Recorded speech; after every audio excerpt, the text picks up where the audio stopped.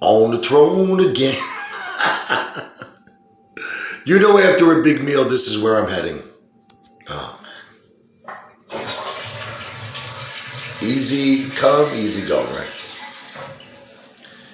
Anyway, you know, I'm gonna tell you a story. Some of my best thinking is when I'm on the throne. You know, I noticed throughout my life, I'm looking back on my life, and all the good that I've done for people, you know, these people that I did good for never appreciated it. You know, in most cases, we don't talk anymore. If it's friends, you know, our friendship is over. In some cases, it's even family. In some cases, it's even family. And I'm talking about people I did good for. I did you know, people I lent money to, people I took out for $400 dinners, people I invited to my house for, like, seriously, like one time $1,000 barbecue. And the people I'm talking about don't talk to me no more. You know, like I'll give you for instance. You want to hear for instance? Okay. I'm not going to mention the guy's name. A friend of mine came to my house with his girlfriend, which he basically told me that this guy's a derelict. You know, he's kind of like a gigolo. You know, he kind of uses women that are older than him to support him, right? So he basically told me, look, Rich, I'm not attracted to this girl. I don't love this girl. I don't care about her. I'm like, why are you with her? Well, you know, she got hit by a truck, and within another year, she's probably going to have a lawsuit settled for $500,000. And, you know, I just want my end. But basically, really terrible guy. So anyway, long story short, you're like, why are you friends with this guy? Well, we'll get to that. But anyway, he came to my house with you know, his girlfriend that's older than him. They brought their dog over. It's like this big, gigantic poodle. But it's like not a small poodle. It's like a poodle bigger than me. I never seen anything like it before. It's just a gigantic dog. Jumping in the pool, eating all of my dog's food. It was crazy. They actually, yes, they did bring their dog with them. Now, I took my friend to Atlantic City for two reasons. One is because I get comps. Okay, I had $1,000. I built it up.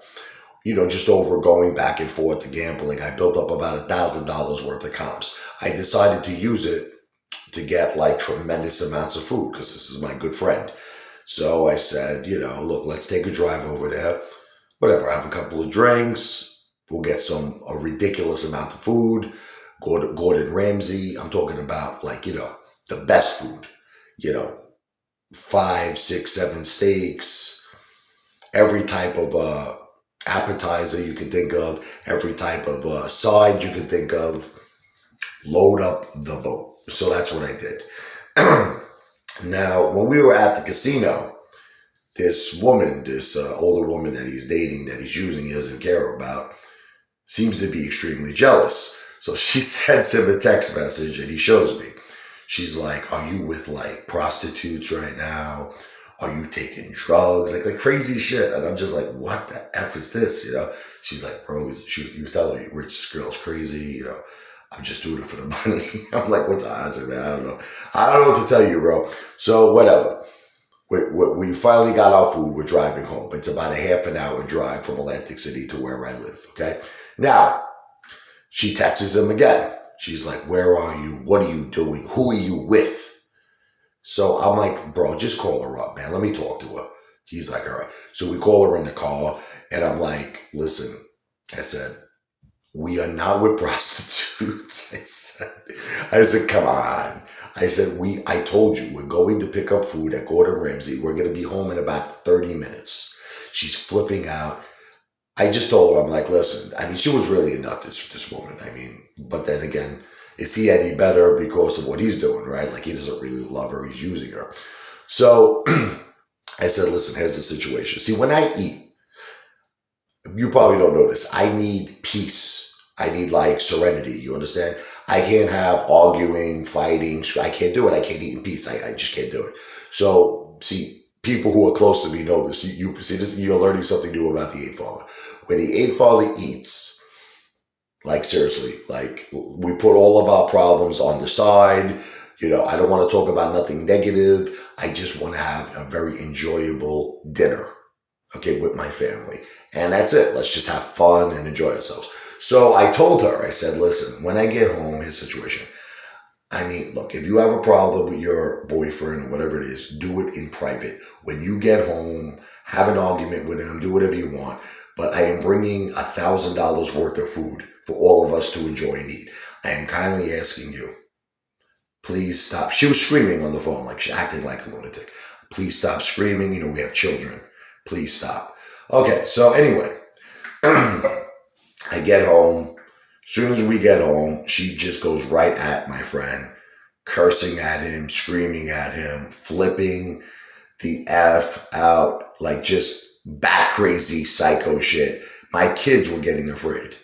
My kids were getting scared. They were like, oh my God. I mean, like, I thought she was saying some really horrific, you mother effer with prostitutes, you're gonna get AIDS. And she was saying crazy shit. And my kids were there. I said, listen, I told her, get the F out, get out.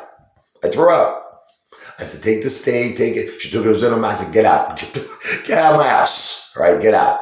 So from that, my friend no longer talks to me because obviously she basically told him, you never speak to this guy again. So be it. So be it. The guy's, in my opinion anyway, he's a piece of garbage. Let's just put it this way. This was the same guy I made videos about in the past that he couldn't afford to come to my wedding. I sent him over like $3,000. He was living in Boca Raton, Florida. He kept the money, never came to my wedding. He even tried one time when me and Jennifer, we had a period in our life where we temporarily broke up. He tried to pick her up.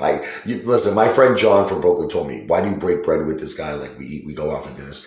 I'm an idiot, but I'm changing. You know what it is? All my life, I try to look past people's bad side, I try to look at only the good in people. I try to be a good person. I try to be generous. I try to help people. But I've learned that it always backfires. Whenever you do good in this world, trust me from experience, it always backfires.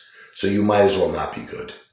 I know that sounds terrible, but just live your life, prioritize. Your family comes first. You know what I mean? Meaning like your wife, your children, your mom, your dogs. Dogs are very important to me. That's what comes first. And everybody else, you just do the bare minimum. Do the bare minimum because very, very few people appreciate you in this world.